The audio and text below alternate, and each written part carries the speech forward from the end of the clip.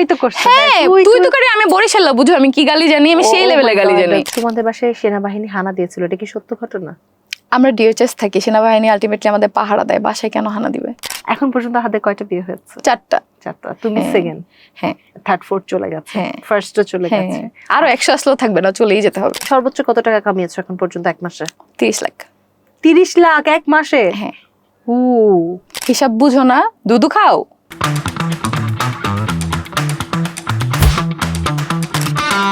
Hello everyone, welcome to flash talks Gen 3। আপনাদের সাথে আছি আমি তমা রশিদ এবং আজ আমার সাথে রয়েছে আপনাদের সুপরিচিত মার্জিয়া ইসলাম তিশা ওরফে টিয়া।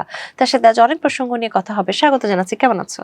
আলহামদুলিল্লাহ ভালো, তুমি কেমন আছো? আমি খুব ভালো আছি, তোমাকে দেখে ভালো লাগছে, কারণ সাধারণত তোমাকে ইন্টারভিউজে আমরা দেখি না। তো আজ তোমার প্রথম জনতার সামনে আনবক্সিং না রিভিলিং হচ্ছে ইন্টারভিউতে। সো বলো, সোশ্যাল মিডিয়াতে যাত্রা কিভাবে শুরু হয়েছে, সেটা থেকে শুরু করি। আমার হাজবেন্ডের সাথে। ডেফিনেটলি সেটা বুঝেছি, একটু বড় করে বলো। বড় করে বলতে গেলে শখ থেকে বলতে পারো, আমি আগে থেকে টুকটাক ভিডিওস করতাম, মানে করে আমার ফোনে রাখতাম, পছন্দ করতাম। সেখান থেকে বলতে পারো আমার হাজবেন্ডেরও শখ ছিল এর আগে যে ও ব্লগিং করবে বা ভিডিও করবে, আর যেহেতু একজন ফটোগ্রাফার, আমি ওর সাথে ফটোগ্রাফি করি। সো এই দেখা গেল শখ থেকে আস্তে আস্তে আস্তে আস্তে দেখলাম এটা প্রফেশনেই এখন নিয়ে আসলাম। এটা কতদিন আগের কথা, কত বছর আগে? 4 বছর। 4 বছর ধরে কন্টেন্ট ক্রিয়েশন করছো, তার মানে অনেক টাকা পয়সা হয়ে গিয়েছে। সেই প্রসঙ্গে এখন যাবো না, পরে আসবো। আজকের এই এত বড় একটা পেজ দিয়া হওয়ার পেছনে সব থেকে বড় ভূমিকা কি কি ছিল? সব থেকে বড় ভূমিকা আমার হাজবেন্ডের। হ্যাঁ, সব থেকে বড় ভূমিকা, কারণ ও সবসময় আমাকে সাপোর্ট করছে। দেন সবকিছুতে ধরো ফার্স্টে আমি গুনতাম যে কয়টা কমেন্ট আসছে, 5টা, ভিউ কয়টা হয়েছে 200। হ্যাঁ, আমার তো ভিউজ হচ্ছে না, আমি ভিডিও বানাবো না, বাদ দাও। আমার হাজবেন্ড না, হবে, 2 লাখ যায় সে ভিউজ। আসলে 2 লাখ না, বাট এক্সপেকটেশন থাকে না যে হ্যাঁ কবে বাড়বে কবে বাড়বে কবে বাড়বে। তো আস্তে আস্তে যখন দেখলাম না হ্যাঁ বাড়তেছে, আর ও আমাকে বুঝাইতো না চেষ্টা করে যাও, একটা সময় হবে হবে, যে হ্যাঁ আমি কথা শুনছি, চেষ্টা করছি, এখনো করতেছি। এমন না যে এখন হ্যাঁ কিছু সংখ্যক মানুষ আমাকে চিনে সেই জন্য এমন না যে আমার কষ্ট শেষ, এখনো আরো কষ্ট বেশি, এটা ধরে রাখা আরো বেশি কষ্ট। আচ্ছা, তোমার ব্যাপারে তো অনেকে অনেক কিছু বলে, যার মধ্যে একটা আছে যে তোমার প্রথম হাজবেন্ডের সাথে তোমার ডিভোর্স হয়েছিল। সেই গল্পটা যদি একটু ক্লিয়ার করতে অডিয়েন্সদের সাথে। ছিল এটা আমার খুব অল্প বয়সে বিয়ে হয়েছিল। আমার এক্স হাজবেন্ড আর আমি দুইজন সম্পূর্ণ 2 প্যাটার্নের। বাসা থেকে বিয়ে দিয়েছিল? হ্যাঁ, বাসা থেকে। অবশ্যই ওই ছোট বয়সে তার একা একা বিয়ে করার মতো মেয়ে আমি না, বাসা থেকেই দিছিল, ফ্যামিলিগত ভাবে, আমারও ফ্যামিলি ওরও ফ্যামিলি, বাট আমরা দুইজন 2 মেরুর। আমি ট্রাই করছি 8 বছর, বাট পারিনি। 8 বছর তুমি ট্রাই করেছো, তার মানে তোমার ধৈর্য শক্তি ডেফিনেটলি অনেক বেশি। এই 8 বছরে মানে সে কি সোশ্যাল মিডিয়া পছন্দ করতো না? আমি তো সোশ্যাল মিডিয়ায় ছিলামই না তখন। একটা ইচ্ছা ছিল না যে আসবে কখনো সোশ্যাল মিডিয়ায়? না, ইচ্ছা ছিল। সে এই সোশ্যাল মিডিয়া নিয়ে আমাদের মধ্যে কোনো ইস্যু হয় নাই, বা এটা নিয়ে কোনো ঝামেলা ছিল না। আমাদের মধ্যে ঝামেলা ছিল এটা নিয়েই যে আমি যেই ভালোবাসাটা বা হচ্ছে যেই কেয়ার ব্যাপারটা বলো, বা যেটাই একটা মেয়ের এক্সপেকটেশন থাকে, এটাই ছিল, এইটাই পাইনি। কারণ সে সম্পূর্ণ অন্য মেরুর, ধরতে পারো যে সে তার মতো আমি আমার মতো, মানে কখনোই এটা মিল খাওয়ানো সম্ভব না। মানে সে রোমান্টিক ছিল না, ব্যাপারটা এরকম? শুধু রোমান্টিকের জন্য কি কেউ সংসার ত্যাগ করে বলো? বাট অনেক ছোট ছোট বিষয় আছে, এগুলো নিয়ে আমি কথা বলতে চাই না, কারণ আমাদের একটা বেবি আছে, আলটিমেটলি ও বড় হয়ে এটা দেখবে। আমি চাই না ওর বাবাকে খারাপ জানুক, ওর মাকে খারাপ জানুক, ও এটাই জানুক যে ওর বাবা মা একসাথে থাকা পসিবল হয় নাই, দ্যাটস ওয়াই দুইজন আলাদা। এই সে কি এখন বিয়ে করেছে? হ্যাঁ। ইনস্ট্যান্ট করেছিল না? না না না, ইনস্ট্যান্ট বিয়ে করে নাই সে। আমি আমার ডিভোর্সের তার সাথে আমি প্রায় 1 থেকে 1.5 বছর পরে আমি বিয়ে করি, আর আমার যখন বেবি হয় তখন সে বিয়ে করে। এখানে অনেক না বলা কথা আছে, যাক সে প্রসঙ্গে না যায়। হ্যাঁ, তোমার আহাদের সাথে পরিচয় আর বিয়েটা কিভাবে হলো? প্রচুর টিকটক করতাম বাসায়, তো তখন হচ্ছে আর বিভিন্ন ফটোশুট করতাম, যেমন ধরো শাড়ি পরে একা একা। তো তখন হচ্ছে কি আমার একটা পরিচিত ফটোগ্রাফার ছিল, ওই ভাইয়াটা হচ্ছে আমাদের যখন আমি স্কুলে পড়তাম তখন আসে না যে ক্লাসমেটদের ছবি টবি তুলতো এরকম স্কুলের, তো ওনাকে আমি নক করি, ভাই আমি একটু ফটোশুট করতে চাই, শাড়ি পরে শখ হয়েছে। যেমন এখন এটা আমার প্রতিদিনের কাজ, বাট তখন তো এটা আমার কাছে শখের ছিল না। হ্যাঁ, তো সে হচ্ছে আহাদের কন্ট্যাক্ট নাম্বার আমাকে দেয় হোয়াটসঅ্যাপে। তো হোয়াটসঅ্যাপে কথা বলি যে ভাই আজকে তো আমি ফ্রি নাই, তিশা তুমি হচ্ছে আহাদের সাথে শ্যুটটা করো, সমস্যা নেই, ও খুব ভালো। তো তার সাথে আমার ফার্স্ট শুটে। সেটা কি পেইড শুট ছিল? হ্যাঁ, পেইড শুট ছিল। ওকে। হ্যাঁ, তাকে আমি 10,000 টাকা পেমেন্ট দেই একটা শুটের জন্য। তার মানে তুমি তোমার হাজবেন্ডকে 10,000 টাকা দিয়ে কিনেছো? হ্যাঁ, ফার্স্ট শুটের জন্য, একটা শুটের জন্য। ওকে। তো তারপরে হচ্ছে ওর মানে আমাকে খুব ভালো লাগে, যেটা ধরো ও কি ওর যে জিনিসটা ধরো আমি তো গেছি, ও তো ফটোগ্রাফার, আমি তো ওর সাথে ওখানে ডেটে যাই নাই যে আমি ওকে ওই পয়েন্ট অফ ভিউতে দেখবো। সে একজন ফটোগ্রাফার হিসাবে তাকে আমার ভালো লাগে, সে খুব সুন্দরভাবে মেয়েদেরকে রেসপেক্ট করে, এই জিনিসটা আমার খুব ভালো লাগছে। যেমন ধরো তাকানো আসছে না, আমরা কিন্তু মেয়েরা ছেলেদের তাকানোতে অনেক কিছু বুঝি যে ভালো ইন্টেনশনে তাকাচ্ছে নাকি খারাপ ভাবে। ওর তাকানোটা খুবই কমফোর্টেবল ছিল, মানে আমি ওর সাথে কমফোর্টেবলি শুট করতে পারছি। আর ওর সাথে ফার্স্ট টাইম আমি হাসি দিয়ে ছবি তুলছিলাম, এর আগে আমি কোনোদিন হাসি দিয়ে ছবি তুলতাম না। আমি মনে করতাম কি হাসি দিয়ে ছবি তুললে আমাকে সুন্দর লাগে না, হাসি দেখাও শোনো, মনে হতো যে হয়তো আমাকে সুন্দর লাগে না হাসি দিয়ে। বাট ওর সাথে ফার্স্ট তুলছিলাম, তো ও সেই দিনই হচ্ছে আমাকে প্রপোজাল দেয়, যেটা হচ্ছে বিয়ের ওই দিনই। হ্যাঁ ওই দিনই। তো আমি বলতেছি মনে মনে যে এই ছেলেটা কি পাগল, ফার্স্ট টাইম আমি ওর সাথে শুটে আসছি, আমাকে চিনে না জানে না, আমার একটা পাস্ট আছে। আর ও দেখো এখন তোমরা যতটা দেখো 4-5 বছর আগে কিন্তু ওকে দেখতে এত ইয়ং লাগতো, যে ম্যারিড ছিল এটা বোঝার কোনো উপায়ই ছিল না। দেন হচ্ছে আমি যাওয়ার পরে বাসায় ও আমাকে ওর আইডি দিয়ে হচ্ছে রিকোয়েস্ট পাঠায়। পরে আমি জানতে পারছি ওটা ওর সেকেন্ড আইডি, ওর মেইন আইডি না। ওকে, কিন্তু আমাকে বিয়ের প্রপোজাল দেয়, এটা আমার খুব ভালো লাগে। আর আমি তখন ওকে কি করি, ওই দিন রাতে ওকে আমি জানাই আমি কিন্তু ডিভোর্সে একটা মেয়ে, আমার ডিভোর্স হয়েছে 1 বছর হয়েছে, আমার একটা বেবি আছে, ওর বয়স তখন হচ্ছে 3.5 বছর প্লাস। তো আমি এটা জানাই, তো ও বলে কি এটা কোনো ইস্যু না, এখন তোমার অল্প বয়সে বিয়ে হয়েছিল, আমি তো তোমার পাস্ট দেখে তোমাকে বলি না। এখন ওর যে বউ বাচ্চা আছে এটা তো আমি জানি না যে সেই জন্য সেটা মেনে নিছে। আমি তো ভাবছি একটা আনমেরিড ছেলে, ঠিক আছে, আর ও না খুব তোমাকে মেন্টালি পিস দিতে পারে এরকম একটা ছেলে, যে ও আমার সাথে এতভাবে কথা বলছে, ইভেন এখনো ও যতই যা করুক আমার মনে হয় না আমি কখনো ওকে ছেড়ে থাকতে পারবো।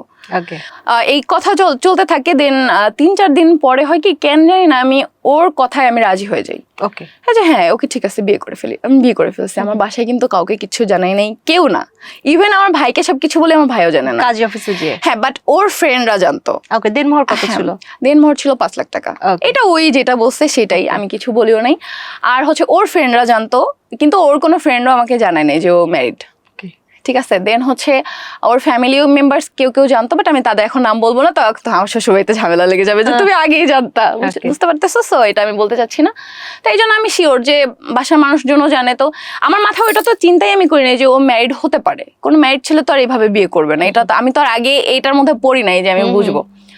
দেন বিয়ে হয়, হচ্ছে আমার বাসায় আস্তে আস্তে জানাজানি হয়, কারণ দেখো বিয়ে করে ফেলছি, আমার তো বাইরে যাওয়াটা বেড়ে গেছে, আমার হাজবেন্ডের সাথে যাচ্ছি, স্বাভাবিক। আম্মু জানতে পারে, আম্মু জানতে পারার পরে কি হয়েছে, আর যেহেতু আমার বাসায় আমার হচ্ছে স্টেপ ফাদার, তো এটা নিয়ে অনেক ঝামেলা হয়, যে একটা ঝামেলা থেকেও বের হয়েছে, এখন আমাদের না বলেও কিভাবে বিয়ে করে ফেললো। তো আমি কি হয়, আমার খুব শর্ট টেম্পার, খুব আমি ইনস্ট্যান্ট রেগে যাই আর রিয়াক্ট করে ফেলি, আমি চুপ থাকতে পারি না। তো আমি রাগ করে বাসা থেকে বের হয়ে যাই। বের হয়ে ও আমাকে নিয়ে একটা বাসা নেয়। তখন বিশ্বাস করবে না, আমাদের সংসারের শুরুটা হয় একটা সাবলেট বাসা থেকে। এটা মনে হয় ম্যাক্সিমাম সংসার এরকম সাবলেট বাসা থেকে শুরু হয়, জানি না, বাট আমারটা শুরু হয়েছে এভাবে সাবলেট বাসায়। তো সাবলেট বাসা হওয়ার পরে কি হয়েছে, যে ওর একটা মেয়ে আছে আকসা, ও আমারও মেয়ে এখন, বাট তখন তো আমি জানতাম না ওর মেয়ে, আমি জানতাম যে ওর ভাইয়ের মেয়ে, ওর বড় ভাই আছে, ভাইয়ের ছেলে মেয়ে আছে। তো আমি যখনই কথা বলতাম, ইভেন ওই যে আমাদের যখন আমরা বিয়ে করি, বিয়ের কয়েকদিন আগে যে কথা বলতাম, আমরা সারা রাত ফোনে কথা বলতাম, তখন ওই যে আকসাকে দেখতাম আমি, আকসা আসতো, আমরা ভিডিও কলেই থাকতাম। আবার হচ্ছে ওর আরো অ্যাকচুয়াল ভাইয়ের যে ছেলে মেয়ে ওরাও আসতো, ওদেরকেও দেখতাম, সবাইকে। তো ভাবতাম 3টা বাবুই হয়তো বা ভাবির, আমাকে কখনো বলে নাই যে আমার ভাইয়ের বেবি বা কিছু, বাট আমি এটা গেস করে নিয়েছিলাম। দেন বিয়ের প্রায় আমাদের ধরো সংসার এভাবে করতেছি 3 মাস, আমরা কিন্তু একসাথে ফটোগ্রাফি করি, সবকিছু করি, সব একসাথে। আমরা অফিসে যাই, ওর অফিস তোমার সাথে থাকে তখন? হ্যাঁ আমার সাথেই থাকে, আমার ওই বাসায় থাকে। বাট ও মাঝে মাঝে হচ্ছে বাসায় যেত, রাতে আসতো না। আমি একা তখন ওই বাসায় থাকতাম না, আমি বললাম তুমি কেন রাতে আসবা না, বা আমাকে নিয়ে যাও তোমার বাসায়? না, আমি কখন এটা বলি না, কারণ আমাকে আগেই বলছে যে আমার তো বয়স কম, আমি এখন ক্যারিয়ারের শুরুতে আসি, সো আমি বাসায় আস্তে আস্তে জানাবো। সো আমি কখন ওকে ফোর্স করি না যে আমার বাসায় যেতে হবে। আমি তো বাসার মানুষকে বিয়ে করিনি, ওকে বিয়ে করছি, সো আমি তোর সাথে হ্যাপি ছিলাম। ওই সাবলেট বাসায় থাকি আর রাস্তায় থাকি, আমি তো হ্যাপি ছিলাম ওর সাথে। আর আমরা সারাদিন বাইরে থাকতাম, ফটোগ্রাফি করতাম, সকালে বের হতাম, রাতে বাসায় আসতাম ইভেন্ট করে। সো এরপরে কি হয়েছে, যে 3 মাস পরে সাডেন অফিসে কাজ করতেছি আমি, হচ্ছে বসে বসে আমার ডেস্কে আমি বসে এডিট করতেছি, ওর ওয়াইফ আসে। তো ওয়াইফ আসার পরে সে তো এসে তার হাজবেন্ডের অফিস, স্বাভাবিক সে সেই অধিকারটা দেখাইতেছে। অফিসে কিন্তু ওর বড় ভাইও ছিল, কিন্তু আমাদের দেখে কিন্তু বুঝতো যে হয়তো আমরা কোনো রিলেশনে আছি, আমরা যে বিয়ে করে ফেলছি এটা জানতো না কেউ না। অফিসের আশেপাশে আরো অফিস আছে, ওইখানে ওই অফিসে সবগুলোই হচ্ছে আশেপাশে ফটোগ্রাফি ইভেন্টের অফিস, কেউই আমাকে বলেনি, বাট সবাই বুঝতো আমরা একটা রিলেশনে আছি, কারণ আমরা হাজবেন্ড ওয়াইফ, তো কতটা ক্লোজ আমরা। তো এরপর আসার পরে না সাডেন আমার মাথায় লাইক, আমি না তখন বুঝতেছিলাম না যে কি হচ্ছে আমার সাথে, আবার বেবিকে নিয়ে আসছে সাথে। তো আমি তো জানি আকসা ওর ভাইয়ের মেয়ে, আর ওকে বলতেছে আম্মু, কিন্তু এটা তোর ভাইয়ের বোন, ওর ভাইয়ের বউকে তো আমি চিনি, এটা কে তাহলে?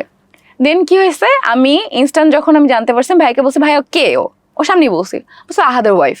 আমি অফিস থেকে বের হয়ে চলে গেছে, আমার সাথে কোনো কথা বলি নাই, আহাদ আমার পিছন পিছন চলে গেছে।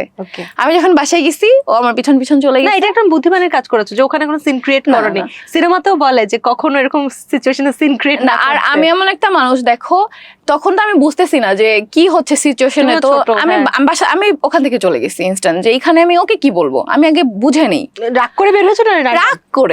রাগ করে আমি ইনস্ট্যান্ট বাসায় চলে, ও আমার সাথে সাথে চলে গেছে, ওর ওয়াইফের ওইখানে না থেকে ও আমার সাথে চলে গেছে। যাওয়ার পরে বাসায় যে আমাকে বুঝাচ্ছে, বলছে কেন তোমার এত বড় একটা মেয়ে আছে, একটা ওয়াইফ আছে, তারপরে তুমি কেন, তুমি জানো আমার রিসেন্ট ডিভোর্স হয়েছে, আমার বেবিটা আমার থেকে দূরে, আমি এটা ওভারকাম করে উঠতে পারতেছি না, এর মধ্যে তুমি এত বড় একটা ধোঁকা আমাকে দিলা, মাত্র 3 মাস হয়েছে তোমাকে আমি বিয়ে করছি, ফ্যামিলিও ছেড়ে চলে আসছি, তোমার বউ আছে, বাচ্চা আছে, তারপর তো বুঝতেই পারতেছো কান্নাকাটি সিনকেট যা হওয়ার হয়েছে। তুমি মারছো না?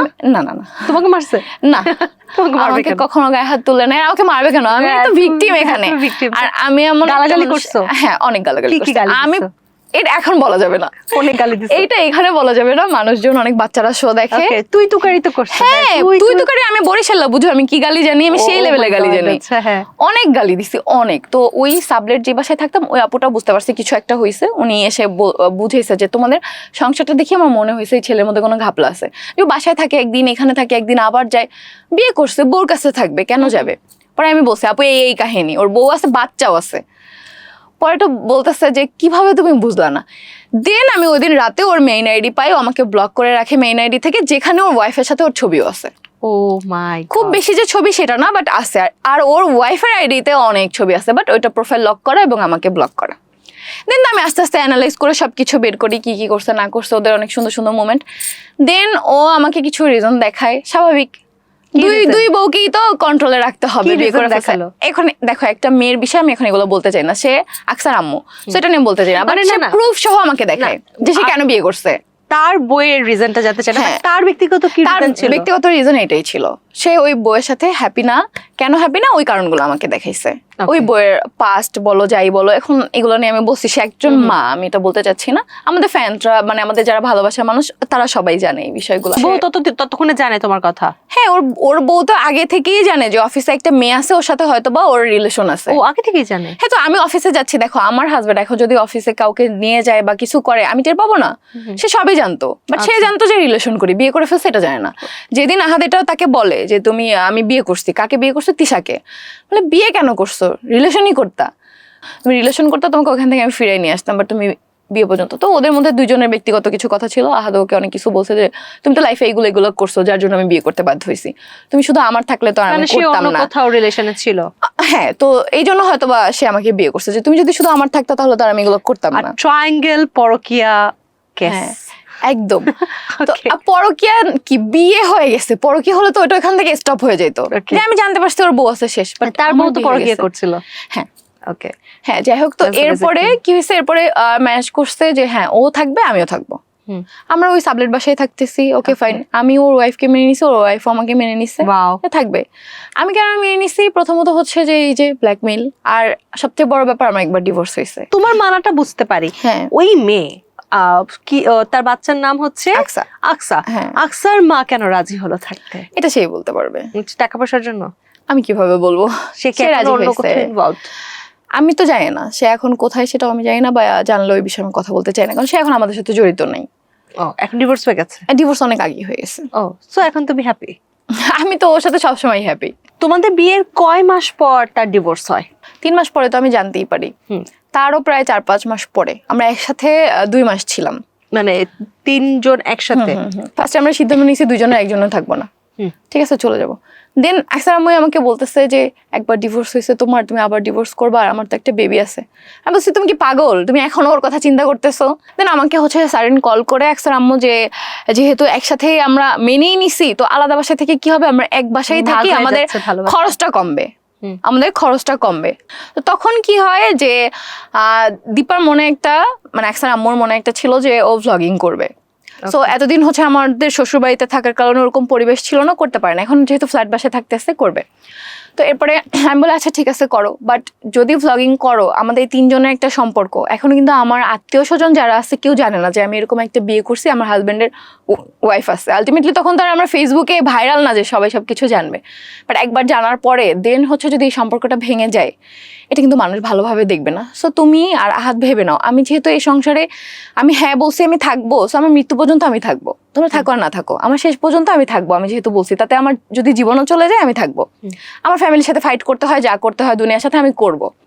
কারণ এখানে সবাই আমাকে খারাপ বলবে, ভিডিও করলে সবাই ভাববে যে আমি যেহেতু দ্বিতীয় বউ হয়তো বা আমি জেনে শুনে তোমার সংসারটা নষ্ট করে মানে ফেসিয়ে ফুসিয়ে বিয়ে করছি। কারণ সমাজটা আলটিমেটলি মেয়েদের দোষী দেখে, কেউ বুঝবে না যে আমি ওইখানে ঠকে আসছি, তো দরকার নেই মানুষ ওইটাই জানুক, আমাকে খারাপ জানুক, আমার কোনো বিষয় না। বাট যেহেতু এরকম একটা সোশ্যাল মিডিয়ায় আসার চিন্তা, ভেবে চিন্তা নাও।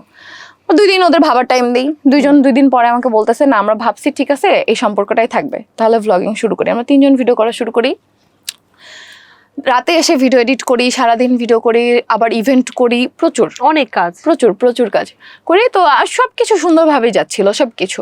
বাট আমি জানি না যে আকসার আম্মু কার বুদ্ধি নিয়ে বা কার কথা মতো হচ্ছে তার মাথায় আসে যে আর থাকবে না সে 2 মাস পরে।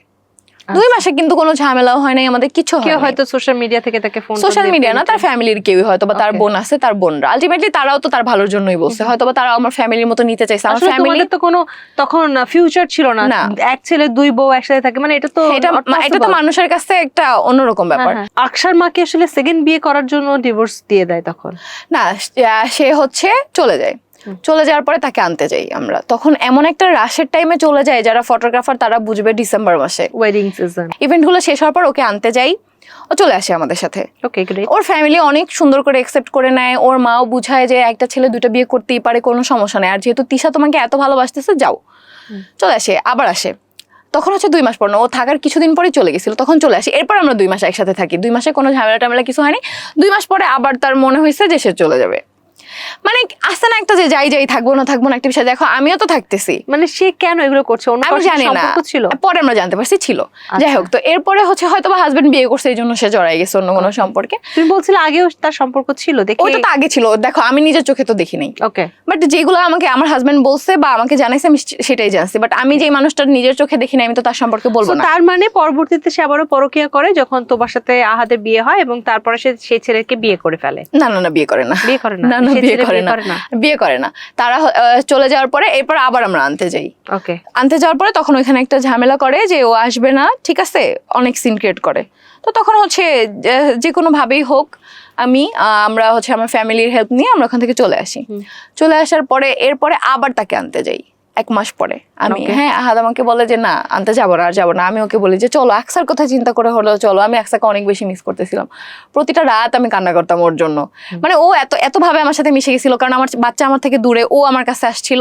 আমি বাচ্চাদের অনেক বেশি ভালোবাসি, জানি না আসলে সৎমা ওয়ার্ডটা এখানে ইউজ করা যায় না। আমি ওকে মানে বাচ্চাদের আমি এমনিতেই ভালোবাসি, ওটা সৎমা নাকি আমি জানি না। তারপর ওকে আবারও আনতে যাই, বাট ও আসে না। এর কিছুদিন পরে হচ্ছে কি ও খুব ফেসবুকে মানে ওই যে সিম্প্যাথিমূলক পোস্ট দেওয়া শুরু করে। এরপরে একটা ছেলে হচ্ছে একটা আইডি দিয়ে ওর কিছু আজেবাজে পিকচার আমাদের কমেন্টে দেওয়া শুরু করে। আমাকে ইনবক্স করে, টোটালি গালাগালি করে যে এই সতীনের জন্য তুই কান্নাকাটি করস, এই দেখ। আমি খুব ভয় পেয়ে যাই যে এইগুলা কেন করতেছে একটা মেয়ে, যাই হোক সে রিলেশন করুক যাই করুক, কেন করতেছে। থানায় যেয়ে আমি হচ্ছে সাভার থানায় যেয়ে একটা জিডি করে আসি। তো জিডি করে যাওয়ার বলে তো এই পিকচারগুলো তো আপনার না, আপনি কেন জিডি করবেন? আমি বলছি যার পিকচার সে আমার খুব ক্লোজ, তো এই ছেলে যেন এগুলো না করতে পারে আপনি অফ করেন। পরে ওই ছেলেকে থামাই আমরা। দেন হচ্ছে আহাদ বলে যে দেখো এত কিছু হয়ে গেছে, আমি ওকে আর আমার লাইফে ব্যাক আনবো না, সো তুমি এই চ্যাপ্টারটা ভুলে যাও, আর ওকে আনতে যাওয়ার কথা আমাকে বইলো না। দেন আর কিছু বলি নাই, আমরা ওইভাবেই থাকি ওইভাবেই। তারপর হচ্ছে হয়তো আকসার আম্মু বাইরে চলে যায়, এখন হয়তো ওখানেই আছে। এখনো বিয়ে করেনি? না, বিয়ে করেনি। আর জানি না করলেও হয়তো আমি জানি না। The biggest story of your life. যাক শেষ হলো, অনেক আলোচনা হচ্ছে, চলো একটা গেম সেগমেন্টে চাই, পরে আবার আলোচনায় আসি, অনেক গল্প হয়ে গেছে। তো দর্শক চলে যাচ্ছে এখন আমরা আমাদের রেটিং গেমে।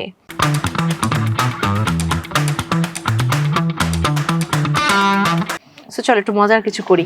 আচ্ছা, বাংলাদেশে এই মুহূর্তে সবার সেরা অভিনেতা যারা আছে এদেরকে 1 থেকে 3 রেটিং করো। 1 হচ্ছে সাকিব খান, 2 হচ্ছে সিয়াম আহমেদ। দেখো আমি সবাইকে চিনি না, বাট আমি যাদের দেখি তাদেরই বলতেছি। আর 3 যদি বলতে যাই দেন হচ্ছে এটা কি নাটকের সেগমেন্টও বলতে পারি, তাই বলো? তাহলে হচ্ছে নিশো। ওকে, সিনেমাও করে সে। হ্যাঁ, এই তিনজনকে আমার ভালো লাগে। বর্তমানে বাংলাদেশের সব থেকে জনপ্রিয় কাপল ব্লগার কে কে, পছন্দ অনুযায়ী র্যাঙ্কিং করো। এক হচ্ছে মিশমি আর নোবেল, ওরা দুইজন, ওদের বেবি তো অনেক কিউট, ওরা এক। দেন 2 নম্বরে বলতে গেলে হচ্ছে কাপল ব্লগারদের বলতে হবে। আচ্ছা, আরেকটা কাপল আছে হচ্ছে তোমার গ্রামের ভ্লগ করে, তোমার ওদের কাপল ব্লগার বলা যায় না, বাট তুই হাজব্যান্ড ওয়াইফ যেহেতু ভ্লগ করে, আমি ওদের নাম জানি না, ইগল এগ্রো মেবি সামথিং এরকম একটা গ্রামের সব দেখায়, ওদের বলতে পারো। আর 3 নাম্বার বলতে পারো আমার পছন্দের একটা কাপল ছিল, ওরা এখন আর নাই, তাই আমি 3 নাম্বারটা ফাঁকাই রাখি। না না, ওইটাই বলো যারা ছিল। না না, তাদের নাম আমি বলতে চাই না, যারা ছিল তো ছিল, এখন আর তারা একসাথে নাই, সো তাদের নাম আমি জড়াতে চাই না। থাক, এরকম অনেক কাপল আছে ডিভোর্স হয়ে গেছে। না, ওদের ডিভোর্সটা আমাকে খুব কষ্ট দিছে। ওদের ডিভোর্স হয়ে কি ছেলেটা আবার বিয়ে করেছে কাউকে? করছে। মেয়েটা বিয়ে করেছে? না, মেয়েটা বিয়ে এখনো করে নাই। মেয়েটা কি এখন অনেক সুন্দরী হয়ে গেছে? হ্যাঁ। আচ্ছা, ছেলেটার কি ব্রাউন কালারের চুল ছিল, গোল্ডেন গোল্ডেন? না। তাহলে কি হতে পারে? হোক না, থাক, বাদ দাও না। দর্শক, কে এই কাপল ব্লগার আপনারা তোমরা চিনলে বলো, কিন্তু আমার অনেক ফেভারিট ছিল। রাজা আখি? আমি কারো নাম বলতে চাই না, চুপ করো। রাজা আখি না, যারা একসাথে থাকে না তাদের নাম নাই বলি। আই গেস রাজা আখি হবে। যাই হোক, পরের প্রশ্ন, বর্তমানে বাংলাদেশের 3 জন সুন্দরী নায়িকার নাম র্যাঙ্কিং করো। 1 2 3। সুন্দরী? নায়িকা। নায়িকা মানেই তো সুন্দরী, সবাই তো সুন্দরী। আরে র্যাঙ্কিং করো না, 1 2 3। কই আমার ফাঁসে দিলা। আমার কাছে তো সবাইকে, যখন যাকে দেখি তাকে ভালো লাগে। পরিমণি আপুকে সুন্দর লাগে, জয়া হাসান আপুকে সুন্দর লাগে, দেন হচ্ছে নুসরাত ফারিয়াকে সুন্দর লাগে, সবাইকে সুন্দর লাগে। ডান হয়ে গেছে। হ্যাঁ। কোন 3 জন অভিনেতার অভিনয় দেখে তোমার হাসি পায়, মানে খুব বাজে অভিনয় করে, এরকম 3 জন অভিনেতার নাম বলো। আচ্ছা, আমার হচ্ছে অনন্ত জলিল ভাইয়ার একটা হচ্ছে ঈশা হাসি আসছিল, যেটা হচ্ছে একটা ডায়লগ যে অসম্ভবকে সম্ভব করো। ডায়লগ না বললে হবে, জাস্ট এটা। হ্যাঁ, একটা আর হচ্ছে ধরো বললাম ওই যে বাংলাদেশের সুদর্শন পুরুষ আরফ খান। আর হচ্ছে হিরো আলম, যাও বলে দিলাম। ওকে, ঠিক আছে, রেটিং গেম শেষ। চলো এখন আবার প্রশ্ন যাই। হ্যাঁ, বাঙালি নারীরা কিন্তু কখনোই তার স্বামী ভাগ কাউকে দিতে চায় না, সেক্ষেত্রে তুমি তোমার হাজবেন্ডকে আবার কেন বিয়ে করালে? না না, আমি বিয়ে কেন করাবো? আকশার আম্মুর মতো তো অনেক কমতি ছিল যখন তোমাকে বিয়ে করে, তোমার মধ্যে কি কি কমতি ছিল যে আরেকজনকে বিয়ে করলো? কি বলবো, দুইটা প্যাটার্ন আলাদা। আচ্ছা, এবারকারটা বলো শুনি। কারণ দেখো কি, আকসার আম্মুর ছিল ফার্স্ট হাজবেন্ড, 8 বছরের সংসার, সে শকড যে বিয়ে করে ফেলছে। বাট আমার ক্ষেত্রে কি ছিল, আমি তো একবার ধোকা খাইছি আকসার আম্মুকে দেখে। দেন ওটা কেমন জানো, আমার কাছে মনে হয়েছে কি এই ও সবকিছুই করতে পারে, কোনো বিষয়ই না। তো পরের বইয়ের ব্যাপারটা বলো তো। পরের বইয়ের ব্যাপারটা কি ছিল যে ও হচ্ছে অনেক বেশি আহাদের থেকে বউ হচ্ছে আমার সাথে অনেক বেশি ক্লোজ হয়ে গেছে, যে ওর ডিভোর্স হয়েছে, ওর ফ্যামিলিতে অনেক প্রবলেম, ও গার্মেন্টসে চাকরি করে, কষ্ট হয়, কষ্ট করে করতে পারতেছে না, জাস্ট আমাদের সাথে থাকবে, খাওয়া পড়া হলেই হবে। এটাও নিজেই সবাইকে ক্লিয়ার করছে, ও কেন আসছে, ও জেনে শুনেই আসছে, আমি বউ আসছি, ও জেনে শুনেই আমার সাথে থাকতে আসছে। তোমাকে তো জানিয়ে তাকে বিয়ে করে? না না না, এটা ও যে আসছিল সে নিজেও জানে যে আমি জানতাম না। তারপরে কি, তারপরে তখন আমি হচ্ছে একবার ডিসিশন নিছি যে আমি চলে যাব। আমার ফ্যামিলিও তখন বলছে যে এইবার তো চলে আয়, আমার আম্মু বিশেষ করে আমাকে বলছে এইবার চলে আয়। বাট আমি কেন জানি না, আমি আহাদকে ছাড়তে পারি না, আমি ওকে ছেড়ে যে থাকতে পারি না। ডিভোর্স হয়ে গেছে, ওই বউ 2 বছর আমাদের সাথে ছিল, বেবি হইছে, দেন কেন চলে গেছে আমি জানি না। তবে ও 2 বছরের মধ্যে অনেকবারই হচ্ছে চলে যাই, মানে একটা কথা আছে না যে থাকবো না এই বিষয়। ইচ্ছা তার, সে তার মতো তার লাইফ গোছাচ্ছে, হয়তো বা ফেস ভ্যালু বেড়ে গেছে এই জন্য চলে গেছে। সেকেন্ড বউ আসার পরে কি ও তোমাকে সময় দেওয়া কমিয়ে দিয়েছিল? কখনোই না, ওই মেয়েকে আরো সময় কম দিছে, আমাকে বেশি দিছে। ওকে, লাইক এটা নিয়ে সমস্যার জন্য তো চলে গেছে, লাইক সুলতান সুলেমান। আজকে তোমাকে আমি একটা কথা বলি, আমার হাজবেন্ড যদি 100 মেয়েকেও বিয়ে করে, জীবনে কোনো মেয়ে টিকবে না, কারণ ও আমাকে যতটা ভালোবাসে জীবনে এতটা ভালোবাসবে না, জীবনে টিকবেও না। বাট জেনে শুনে এই মেয়েগুলো কেন আসে আমি জানি না। তুমি কি হুররাম সুলতান? না, বাট আমি জানি আমার হাজবেন্ড আমাকে সবচেয়ে বেশি ভালোবাসে, এটা কোনো তৃতীয় ব্যক্তি দেখে সহ্য করতে পারবে না। আচ্ছা, অনেকে তো বলে যে সোশ্যাল মিডিয়াতে তোমরা যে সতীন নিয়ে ভিডিও টিডিও বানাও, এটা সমাজ নষ্ট হয়, সেই হ্যান ত্যান কমেন্ট আসে, এগুলো নিয়ে কি বলতে চাও? এগুলো নিয়ে কি বলতে চাই, দেখো যদি এই নিয়মটা না থাকতো, যে এই আমার হাজবেন্ড কি ফার্স্ট যে 2টা বিয়ে করছে বা 3টা বিয়ে করছে, আমাদের সমাজে অনেক আছে, এই প্রচলনটাই যদি না থাকতো তাহলে তো এটা আসতোই না। তাহলে কিভাবে এখন সমাজ নষ্ট হচ্ছে? তো সমাজ নষ্ট সমাজেই আমরা বসবাস করি। ওকে, আচ্ছা, আখির সাথে কাটানো সবচেয়ে সুন্দর মুহূর্ত, সবচেয়ে খারাপ মুহূর্ত কি? সবচেয়ে সুন্দর মুহূর্ত হচ্ছে যখন আয়াস হইছে, আয়াসকে প্রথমবার আমি হচ্ছে আখির কাছে নিয়ে গেছি খাওয়ানোর জন্য, এটা সবচেয়ে সুন্দর মুহূর্ত। ও আয়াসকে ধরে বলতেছে আয়াস এত নরম, এটা সবচেয়ে বেস্ট। ওকে, আর খারাপ সবচেয়ে। মুহূর্ত? আর খারাপ মুহূর্ত হচ্ছে ও যাওয়ার পরে যে লাইভে এতগুলো মিথ্যা কথা বলছে, যেটা সম্পূর্ণ মিথ্যা। আমরা 2 বছর, দেখো তুমি যদি ডেইলি লাইফস্টাইল ব্লগ করো কখনোই তোমার নাটক করা সম্ভব না। তুমি মাসে একটা কন্টেন্ট করে ওইটাই তুমি অভিনয় করতে পারবা। তুমি 24 ঘন্টায় যদি কন্টিনিউ কন্টেন্ট বানাইতে থাকো, ভ্লগ বানাইতে থাকো, তোমার অভিনয় করা সম্ভব না। ও যাওয়ার পরে এমন একটা ভান ধরছে যে ও এত কষ্টে ছিল 2 বছর, ওকে মানে ও ছোট বাচ্চা, ওকে ব্ল্যাকমেল করে রাখছি। এটা সবচেয়ে বেশি খারাপ লাগছে, যে সত্য কথা বল। আখির সাথে ডিভোর্সের কারণটা কি ছিল? আখি কিন্তু অনেক ধরনের দোষারোপ করছিল ভিডিওতে এসে। আখির সাথে ডিভোর্সের কারণ হচ্ছে আখি চলে যাওয়ার পরে ও লাইভে যেয়ে বলছে যে ও স্টিল নাও ওর বয়ফ্রেন্ডকে ভালোবাসে, এটা হাত মেনে নিতে পারে নাই। তো তোমার নামে তো অনেকে দোষারোপ করেছে যে তুমি তাকে তাড়িয়ে দিয়েছো, এই সেই হ্যান ত্যান। আচ্ছা আমি তো সতীন, আমি তো তারাবই, আমি কেন আমি সতীনকে নিয়ে থাকবো? That's also simple. correct. হ্যাঁ, হ্যাঁ। সতীন মানে কি? সো তো তুমি তাড়িয়ে দিয়েছো? ধরো আমি তাড়াই দিছি, মানে যাও। ঘটনাটা কি এটা জেনে হয়েছিল? যদি খুশি থাকে আমি তাড়াইছি। আচ্ছা, আমি তো বলবো তার ফেস ভ্যালু বেড়ে গেছে, সে বুঝতে পারছে যে এখন সে নিজে যে আর্নিং করতে পারবে, বাস শেষ। মানে সে আসছিল ওই আহাতকে ধরে উপরে ওঠার জন্য? হয়তোবা। ওকে, আচ্ছা, অনেকে এটা বলে যে তোমার হাজবেন্ড, তোমার 2 সতীন, তোমরা একসাথে এক বিছানায় থাকতে, এটা কি সত্য? না না না, এটা কখনোই সত্য না। এটা দেখো আমাদের ভিডিওর ক্ষেত্রে আমরা হয়তো একটা রুমে একসাথে ভিডিও করতাম, কারণ তখন তো আর 2 রুমে 2জন যে ক্যামেরা নিয়ে দৌড়ে দৌড়ে ভিডিও করবে না, বাট ঘুমটা তো কখনোই একসাথে, এটা অসম্ভব। আচ্ছা, তুমি বলছো তোমার হাজবেন্ড তোমাকে অনেক ভালোবাসে, তুমি বারবারই বলছো সে অন্য কারোর সাথে থাকতে পারবে না, তাহলে এই যে বারবার বিয়ে করে কেন, আকিকে বিয়ে করলো কেন, আবার তোমাকে দোষারোপ কেন সবাই করে? দেখো মানুষের পয়েন্ট অফ ভিউ থেকে আমাকে দোষারোপ করাটা একদম রাইট আছে, কারণ আমি মেনে নেই। তুমি যত মেনে নিবা তত তোমার ঘাড়ে দোষ নিতে হবে। আমি যদি হাতকে ছেড়ে ডিভোর্স দিয়ে চলে যেতাম তাহলে আমার চেয়ে ভালো ফেস তার থাকতো না। সবাই তো এটাও বলে যে টাকার নেশায় ভাইরাল হওয়ার জন্য, সিম্প্যাথির জন্য। আচ্ছা একটা কথা বলো তো, আমি যদি এখন আমার হাজবেন্ডকে আল্লাহ না করুক ডিভোর্স দিয়ে চলে যাই, আমি কি টাকা আর্নিং করতে পারবো না? সিঙ্গেল মেয়েরা করে না? যারা ডিভোর্সে, আই থিঙ্ক তারা আরো বেশি করে। সিম্প্যাথি, বাচ্চা আছে, সো আমি তো সেটা করতেছি। এখানেও তো তুমি সিম্প্যাথি কাজে লাগাচ্ছ না?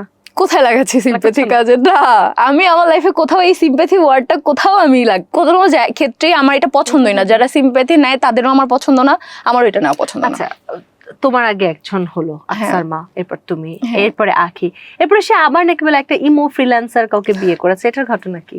আমি কিছুই জানি না, আমি জাস্ট ফেসবুকে পোস্টটা দেখছি, মানে রাত 12টা বাজে হঠাৎ করে আসছে একটা মহিলাই বলবো, আসছে একটা বাচ্চা নিয়ে, দাদা এমন ভাবে কান্না করতেছে, আমার মনে হয়েছে যে হয়তো বা রাস্তাঘাটে আসছে না, আমরা তো সাভার ডিওএইচএস থাকি, তো আশেপাশে হচ্ছে তোমার বাসে কাউন্টার, যে বাসে ওঠানামা করে, হয়তো বা বাস মিস করছে, নিয়ে আসছে। তো বলতেছে আহাত ভাই আমাকে একটু আগে বিয়ে করছে। ভাইয়া? হ্যাঁ, আমি বলছি প্র্যাঙ্ক, যে প্র্যাঙ্ক করতেছো?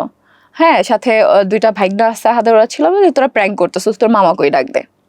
তো এরপর আসছে, পরে বললো যে না হ্যাঁ বিয়ে করছে, অনেক কান্নাকাটি করলো, হিউজ। আমি বলছি অসম্ভব, আপনি যদি এটা বুঝে থাকেন যে আখিকে আমি মেনে নিছিলাম, এত সুন্দরভাবে আখিকে 2 বছর সন্তানের মতো রাখছি, আপনার সাথে এভাবে মিলে থাকবো অসম্ভব। আপনি যান আপনার মতো আপনার সংসার গড়ে নেন, যান। এরপর আপনার আহাদ, আপনার হাজবেন্ড এই বাসা থেকে আপনার কাছে যাবে কিনা এটা আপনাদের ব্যক্তিগত ব্যাপার, এ বাসায় আপনি থাকতে পারবেন না।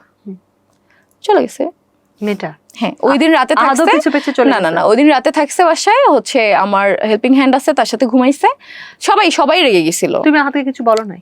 ওটা কি বুঝো না, ওটা কি আমার বলতে হবে কি বলছি না বলছি? তো এরপরে সকালবেলা উঠেছে চলে গেছে। রিসেন্টলি তুমি একটা পোস্ট দিয়েছিলে যে তুমি ছেড়ে দিবে আর থাকবে না, এবং অনেক হাহা ছেড়ে দিয়েছি লিখছিলাম। অনেক হাহা তো আসবেই, কারণ এটা জানে আমি কোনদিন ছাড়বো না, এটা সবাই জানে। হ্যাঁ, কারণ তখন ওই পয়েন্ট অফ ভিউতে তখন আমার অনেক বেশি রাগ উঠছিল, তাই ওটা আমি লিখছি। সবসময় তো আর মানুষ রাগ করে সবকিছু বললে ওটা করে ফেলে না। এখন পর্যন্ত হাতে কয়টা বিয়ে হয়েছে? 4টা। তুমি সেকেন্ড? হ্যাঁ।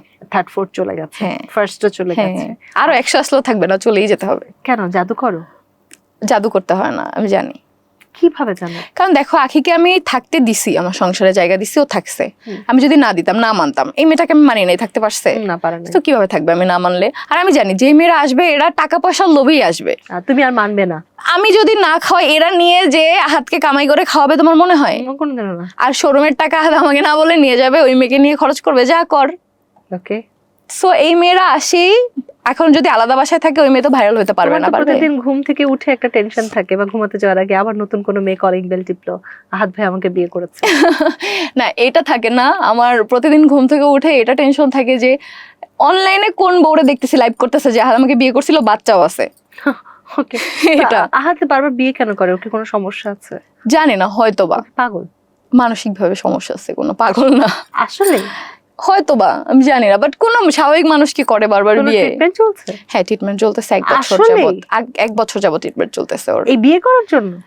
বিয়ে করার জন্য কি, ধরো ওকে ফার্স্টে যখন ট্রিটমেন্টটা শুরু করছি তখন তো আর বিয়ে করার জন্য, তখন ওর ট্রিটমেন্টটা শুরু করছে ও প্রচুর, ও মানে কি হাইপার হয়ে গেলে ভাঙচুর করে, হুম। খুশি মেরে গ্লাস ভাঙে, ওর হাতের সব জায়গায় কাটা সেলাই, অভাব নাই। এটার জন্য হচ্ছে ওর বোন বলছে যে ডক্টর দেখানো উচিত, কেউ আর দায়িত্ব নিয়ে দেখায় নাই, আমি দেখাইছি, শুরু করছি। যখন সেশন শুরু করছি তখন আখিও ছিল। হুম। সো প্রতি সপ্তাহে 3টা করে সেশন থাকে, ও 3টার মধ্যে একটাই গেলে বাকি 2টা যায় না। ওকে। সো যখনই না যায় ডক্টর আমাকে কল দেয় যায় নাই, ধর আমি শুটে থাকি বা কোনো ব্যস্ত, কেন যায় নাই তখনই আমি বুঝি এখনই মাথার মধ্যে ওর ঘুরতেছে কোনো একটা পাগলামি করে, এই জন্য সেশন নিতে যায় না। কারণ যখন সেশন নিয়ে আসে, বিশ্বাস করবা না, আমি জানি না, হয়তো বা যাদেরই মানসিক সমস্যা আছে তারা এটা ফেস করে, সেশন নেওয়ার পরে খুব ভালো হয়ে যায়। তার মতো ভালো মানুষ আর পৃথিবীতে নাই। জায়গা অনেক কথা শুনছি, চলো এবার একটা গেম সেগমেন্টে যাই। দর্শক চলে যাচ্ছি গেম সেগমেন্ট র্যাপিড ফায়ারের।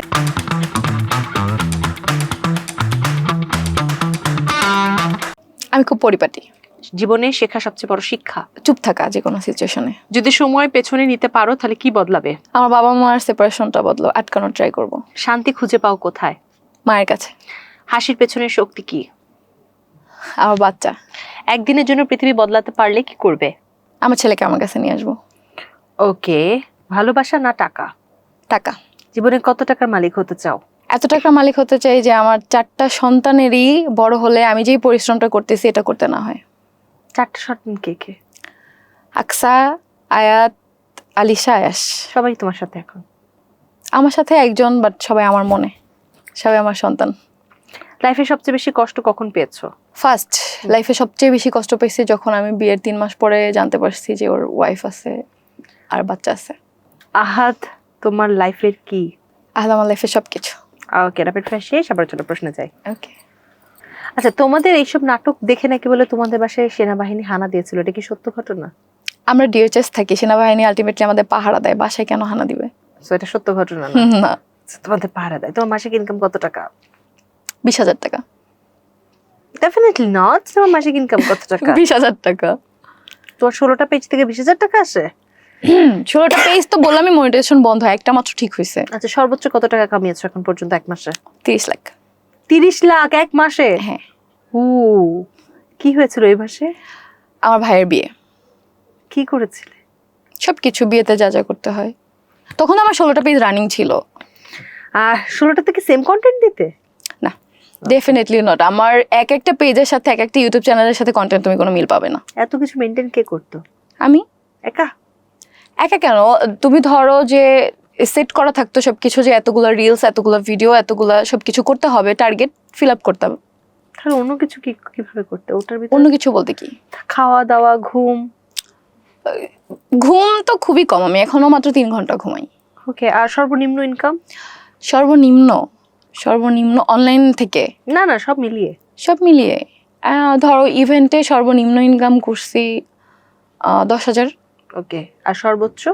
ইভেন্ট থেকে আমি তো সর্বোচ্চ মাত্র বললামই, আমার লাইফের সর্বোচ্চ ইনকাম তোমাকে 30 বলে লক্ষ। দিচ্ছি। আর হ্যাঁ, ওই এক সর্বনিম্ন মাসে 10,000। ছিল। হ্যাঁ। তোমার ভবিষ্যৎ পরিকল্পনা কি? আমার কোনো ভবিষ্যৎ পরিকল্পনা নাই, যতদিন বাঁচবো। আহাতকার বিয়ে করতে দিব না? এটা তো আর আমি আটকাইতে পারবো না, এটা কি আমার হাতে আছে? বউ অ্যাকসেপ্ট করব না? কখনোই না। ওইটা তো, কিন্তু এটা তো আর ভবিষ্যৎ পরিকল্পনা হতে পারে না। এই ভবিষ্যৎ পরিকল্পনা? ভবিষ্যৎ পরিকল্পনা এইটাই যে আমি যতদিন বাঁচবো ততদিন হচ্ছে পরিশ্রম করব, আর আমার মাকে পৃথিবীর সবচেয়ে সুখী মানুষ করব আমি। জীবনের একটা সিক্রেট বলো যা কেউ জানে না।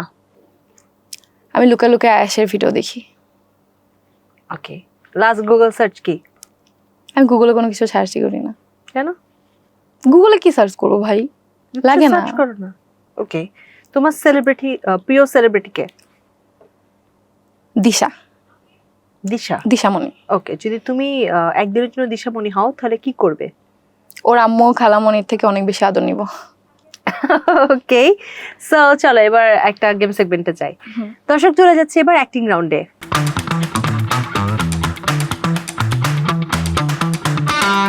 নাও, 4টার মধ্যে যে কোনো একটা তোমার চুজ করতে হবে। আচ্ছা, এটাই নাও, চুজ করো। দাও একটা চুজ করো। আচ্ছা আচ্ছা, দেখতে পারবো না তাই তো? না। ঠিক আছে, এটাই করলাম। যা আছে এবার কপালে। এটা মুখস্থ করে ক্যামেরায় ডায়লগ দিতে হবে। মুখস্থ করে? হুম। হিসাব বুঝো না, দুধু খাও। ওকে, সুন্দর। হ্যাঁ, না আরেকটা না। আরো? হ্যাঁ, আরেকটা লাস্ট ওয়ান। আচ্ছা আচ্ছা, এটা আমি সিঙ্গেল, হি হি হি হি, আমি সিঙ্গেল। ওকে, অ্যাক্টিং রাউন্ড শেষ, আমরা একদম লাস্ট প্রান্তে। দর্শক Okay. যারা আছে তাদের কি বলতে চাও? বেশি বেশি আমার চ্যানেলটিতে সাবস্ক্রাইব করো তাড়াতাড়ি এখনই। Okay, thank you so much for visiting us today. আজকে এসে খুব ভালো লাগলো, অনেক কিছু জানলাম তোমার সম্পর্কে। থ্যাংক ইউ আমাকে আনার জন্য। ওয়েলকাম। দর্শক, এই ছিল আমাদের আজকের ফ্ল্যাশ টক সিজন 3। আবারও দেখা হবে আপনাদের সাথে আগামী আয়োজনে। সে পর্যন্ত সবাই ভালো থাকুন, সুস্থ থাকুন। আল্লাহ হাফেজ।